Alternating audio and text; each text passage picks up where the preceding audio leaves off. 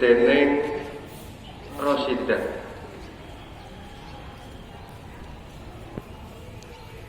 Apa kang sumimpen ing panganggepku kang ala.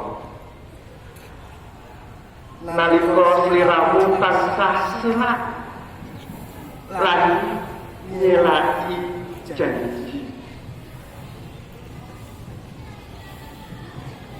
Jur, apa kang kudune dadi berarti katresnanmu kang tansah tambah utawa janjimu kang tansah lewat. Duh, Kanjeng, kaya begodangan dari pating kalian katendang angin. Panjang kaku, katresnanku, kapitananku, uga hatiku lebut mamut.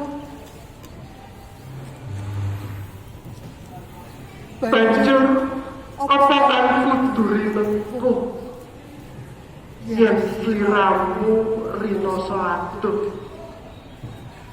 saya mantuh saka uripku kang abot saya abot.